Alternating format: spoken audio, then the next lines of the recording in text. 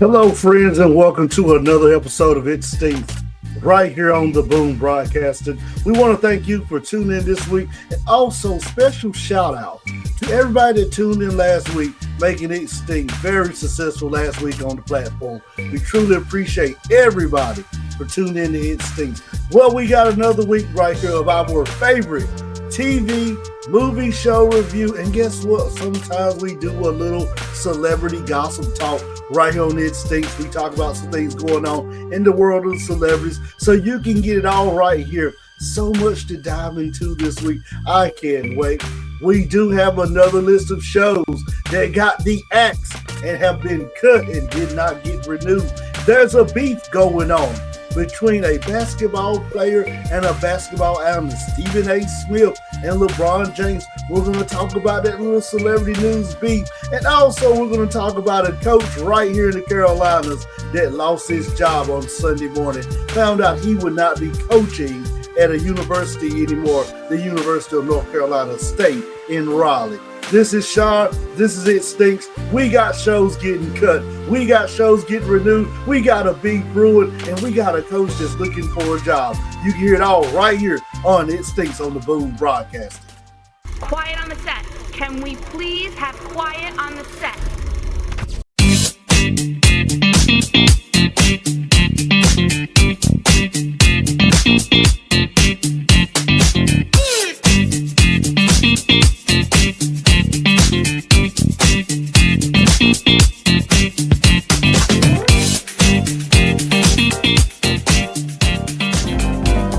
It stinks.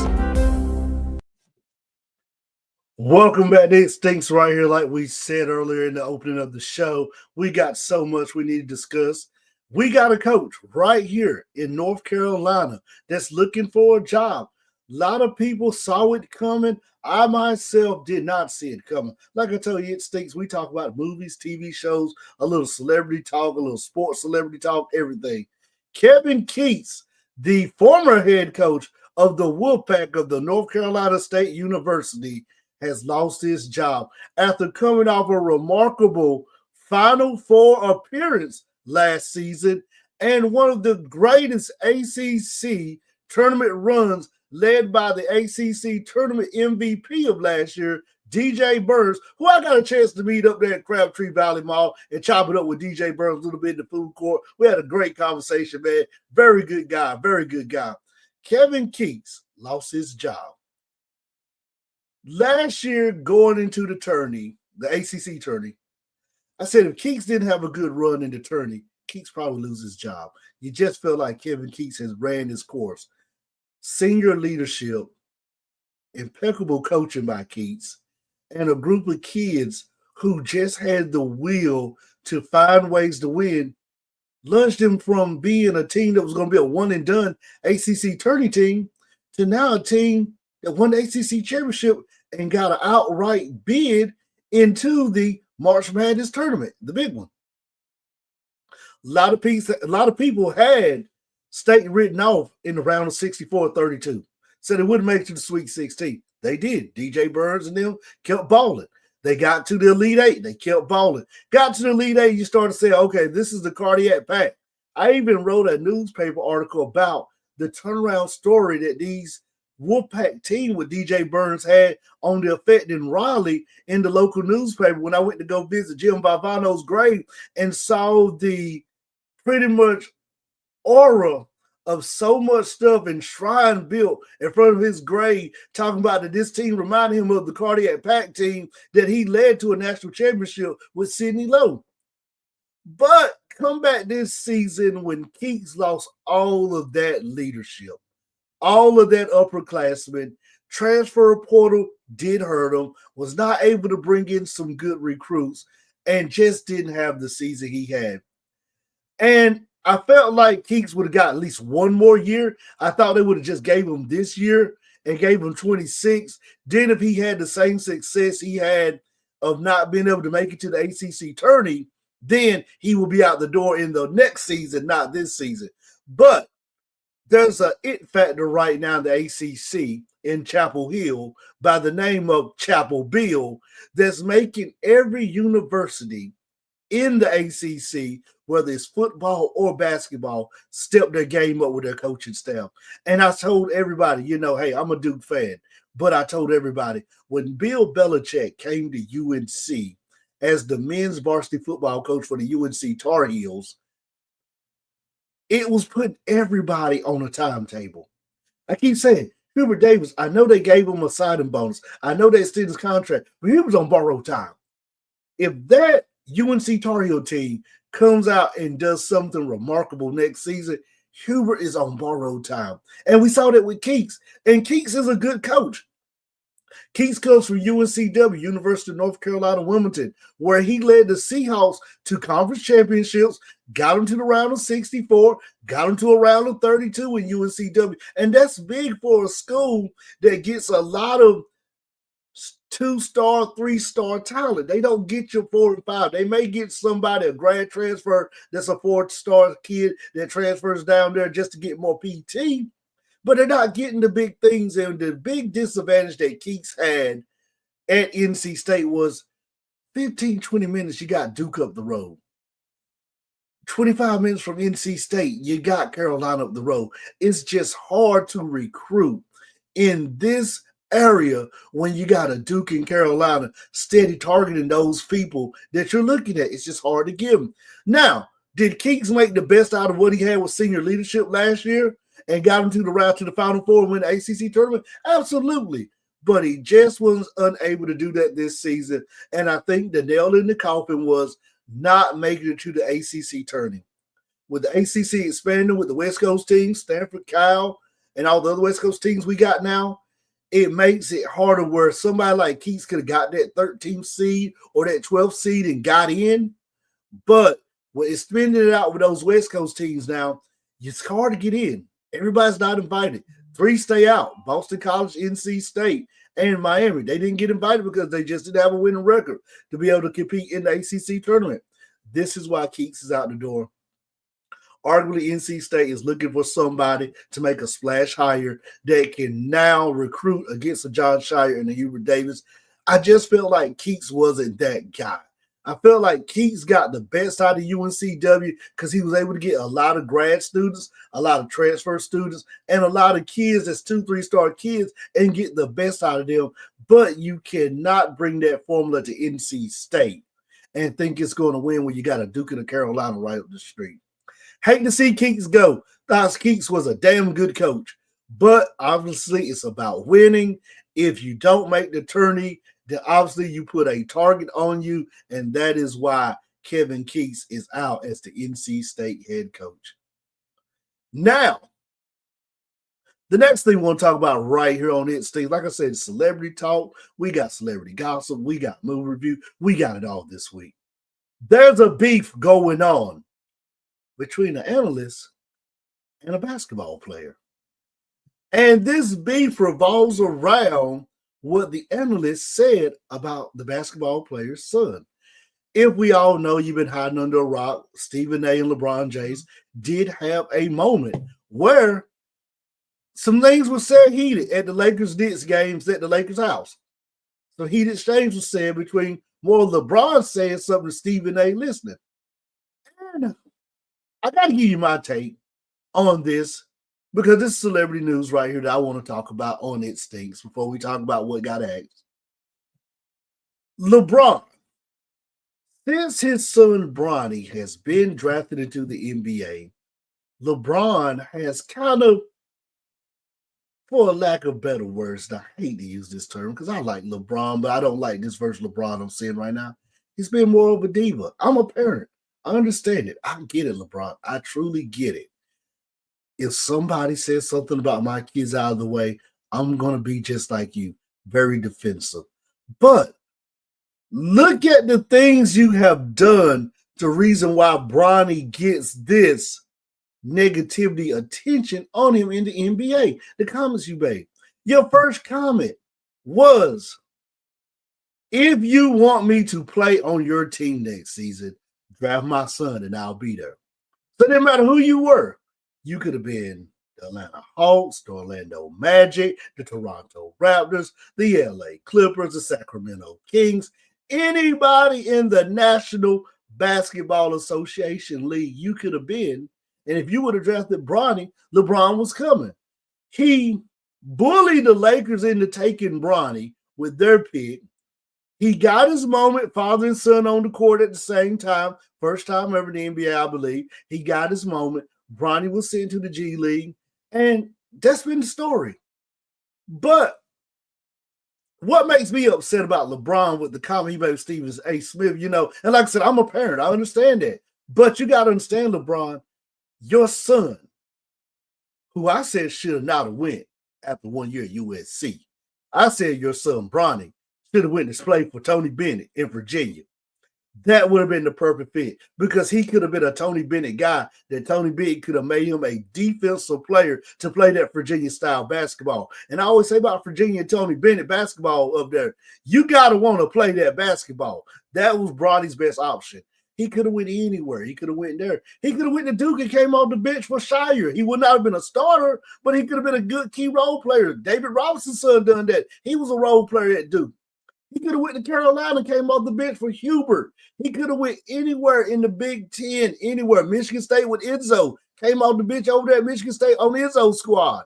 He could have went to Florida State with Leonard Hamilton, another good coach you could have put him with that could have gave him more tools in the bag.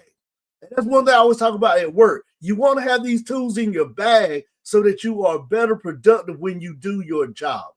Bronny James gets to live out his dream of being a basketball player that plays professionally in the National Basketball Association. LeBron James, I'm talking to you. If you turn the boom broadcaster, turn up your tablet, smartphone, radio, iPad, computer, however you watch, it stinks on the boom broadcaster. Turn it up right now. Listen to me. Your son gets to live his dream every day, whether he's on the Lakers or he's on the LA Defenders in the G League, playing professional basketball at a level of where other people play this level. It's several people that wake up every morning that want to do a job, had a dream they want to do. And guess what? They can't do it because they don't, A, have the tools to do it, B, does not have the financial backing to do it, or C, just cannot do it.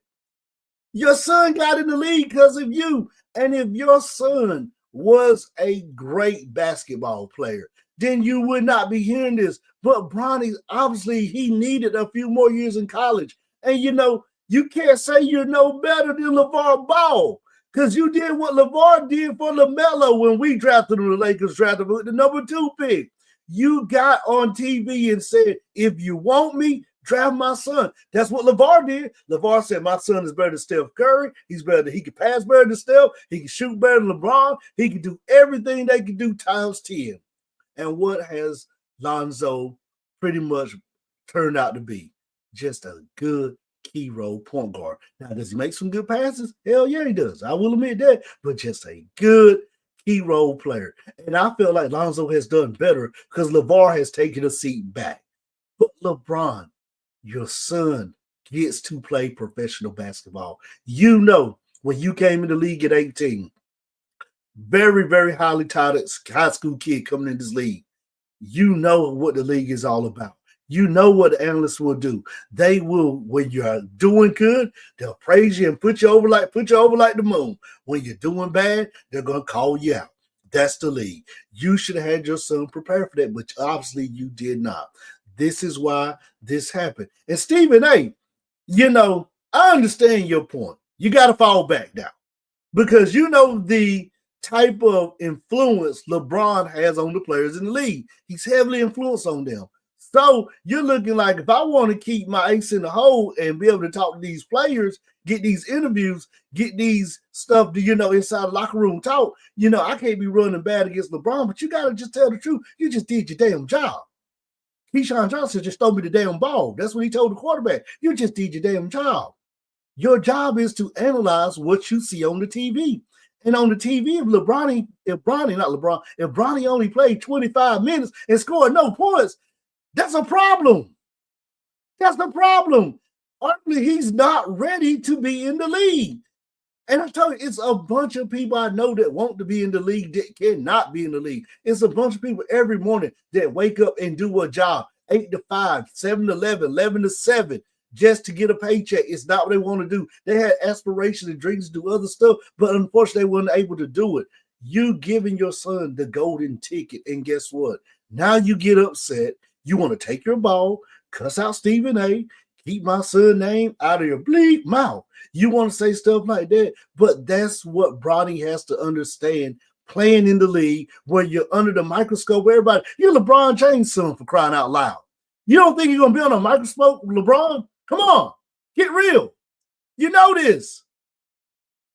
I feel like Stephen A. should have not went on his show and First Take and made that little speech he made and said, I understand from a parent where he's coming from, because I understand from a parent where he's coming from. I do, but I totally disagree with it, because trust and believe, if my son played in the NBA or WNBA, hey, I'd never played any professional sport. Close I got playing semi-pro football. Never got nowhere close to playing pro sports. But if my kids were playing in the league, I would know the scrutiny that they're under, because you're in the league. Is if you're different, if you're Bronny James and you got drafted at that pick by the Lakers in the 20s, and you fanned out it did not turn out to be what they thought it, going back and forth on two-way contracts. But when you are the son of LeBron James, you're under the lens of the microscope. That's what you have to accept. LeBron was totally, and I'm going to use my man, the press, Michael Davis line right here. He was out of pocket. He should have never called Stephen A. out for that, because he knows this is the scrutiny that his son is under. That's my take on it right there. LeBron James, I'm going to say it again, you were out of pocket for what you did with Stephen A. Now, let's look at what got renewed and what got cut. It is the final round of renewals and cuts right here on It Stinks. So we got a few shows that's going to go on. Abbott Elementary, great show on ABC. They're going for season 5. You got Catfish. I thought Catfish had died. Catfish is still going on MTV, and they're going for season 9. Wow, I'm shocked. I used to watch Catfish all the time with Neve and Max. Then when Max kind of left it, it was just Neve and all these guest hosts. I kind of stopped watching it, but hey, guess what? I may get back into watching Catfish now. The Cleaning Lady, another good show on Fox, going for a season 4. Elsbell, one of the Missy's favorite show. That's one of her favorite shows right now on CBS, Elsbell. Got a season 2. Never got into Elsbell. I watch it, but it's not one like, I'm ready to watch Elsbell like I'm ready to watch Chicago's. So, it got a season 2. It is a decent show, just not one for me. The Equalizer, one that we knew was going to come back. A lot of people said it was on the block to be cut, but the Equalizer made it back. Queen Latifah gets a season 5. It was on the bubble, but I don't even see why this show was on the bubble, because this show is actually a very good show. Then you got From season 4. We knew From wasn't going nowhere. The best show on MGM. They can't even think about cutting it right now, because then everybody would just cancel their subscription to MGM. Grey's Anatomy getting a season 21. Grey's Anatomy still hanging around. Still a great show. Really wish they would involve the characters off Station 19, since they got cut a little bit more into the show. We see it, but we don't see it. So that's what I like to see. And Prodigal Joker's on True TV. Got another season. Joker's one of them shows. I watch it now, but I kind of stopped watching when Joe took time off. And I understand Joe's reason for taking time off. He wanted more time with his family. Recording was starting to take a toll on him and his wife and the kids. So he kind of told the tenderloins he wanted to step away. But hey, when Joe comes back, I'll definitely be back. Like Sal, like Murr, like Q, was nothing like my man Joe. Joe was the funniest one of them all. 2 more shows that got a renewal this week. Goosebumps season 2. There will be a season 2 of Goosebumps on Disney Plus. Goosebumps was a good show. Season 1 on Hulu was not good. Very, very low. Season 1 repeat on the Disney Plus side. Way much storytelling, way much character build, way much everything about the show. It just made sense. It flowed all the way. Very impressed. Glad to see it's getting a season 2. The Night Agent getting a season 3 on Netflix. Another good show. If you have not watched, definitely go watch The Night Agent. It deserves a season 3. Season 1 was great. Season 2 was impeccable. And I can't wait for season 3. Now, one that got a renewal that I'm kind of like, how did they do it? Did he use his fan power? Did he use his star power? Did he put a hold on ABC for doing this? Judge Steve Harvey. That's one of the shows. Hey, and I like Steve. Steve's all right. Call me. He's all right. Comedian, very good. Morning show, he's got his ups and downs, but Steve's all right. He's good. Family Feud, that's his thing. Hey, he's got Family Feud. He's got it down. That's one thing I can say about Steve. He figured Family Feud out, and he's got it down to a T. Like I said, the morning show, the radio show, he's got his ups and downs. But Judge Steve Harvey needs to go. Number one, he's not a judge. How can you have a show being a judge that you're not a judge? So he attracts people to do cases with him that are small claim court cases that can be handled, handshake deal. But let's just say if I go on Judge Steve Harvey and I'm suing somebody for $1,500, is he going to be held up if they don't pay me the money? Because he's not a judge. I don't know why they continue on with this. I felt like it should be more cast that Steve is kind of like an Ayana Vazet, even though he's not a life coach or wellness coach. He has no formal training in that, but I feel like he should have been somebody that when two people have a dispute, he goes out, kind of like how Catfish is, goes out to their area, bring both of them together and work it out. If there's a dispute in the house or there's a dispute amongst neighbors, you cut down my begonia trees. Now I'm ready to take you to the people's court and sue you. That's where I feel like Judge Steve Harvey could have been better. He going out being a mediator between both parties and getting everybody back together where you work things out. Whether you work it out for the better or the worse, you work it out. Feel like him in a courtroom, just not his style. Steve needs that comedy style of it. That would have been better. I would like to see Steve come over to Green Bay, Wisconsin, where somebody's cut down the neighbor begonia bush. The neighbor's mad, so now they're disputing. They got a war going on. They haven't liked each other for 5 years. Somebody calls Steve. He comes and he works it out, and you see them end out being friends at the end. Feel like that would be a better fit for Steve versus what we give this Judge Steve Harvey. Go ahead and ask that show. And hey, guess what? If you ask that show and then you cast Steve doing that, you better come back to Boom Broadcasting. You better write me my check and pay me well for pitching that idea of how to use Steve Harvey with better his talents for TV shows right there. I want my check, and I better be an executive producer for that show. Now, our shows that got cut. We're in the last round of cuts, so we did some big cuts last week. FBI Most Wanted International got the boot. Didn't see that coming. Very rarely a Dick Wolf show gets the cut. FBI Original will still be on, but International Most Wanted are gone. We said last week, SWAT was on the bubble. SWAT survived 3 years of cuts where they got cut, brought it back. Got cut twice, brought it back. This time they got cut, and there is no comeback for SWAT. Shamar Moore, this is a very good show. I truly enjoy SWAT, but I felt like since they hired new writers, it's just not the SWAT that I'm used to seeing when I first started watching it 7 seasons ago. SWAT is leaving CBS. I don't think it'll get picked up by NBC, ABC. I don't think it'll get picked up by Netflix. I think this is it for SWAT. And it's a good show to see come to an end. I think viewership definitely went down on SWAT. They brought in new writers, and it just wasn't the SWAT team that we were used to seeing the past 4 to 5 seasons ago. Another one that got cut on CBS, The Neighborhood, didn't get cut, just didn't get renewed, so they're going to wrap it up after this final season. Said everybody do good on that show. That's one of those shows that a lot of people don't watch. It's good, pure comedy when you think about it, but sometimes it gets lost in the show because one of those shows you be like, Neighborhood on. Let me see what else is on. Flick, channel, flick, channel, flick, channel. Okay. It's one of those shows that I watch and I call it my lunch break show. Like The Neighborhood, Abbott, those are my lunch break shows. Don't have to watch it when they're live. Don't have to watch it when I get home. It's one of those shows that, hey, I need something to watch while I'm eating my lunch. I can put on Abbott Elementary or The Neighborhood. Hate to see it go. It's a decent show. It's funny. Then it's not funny.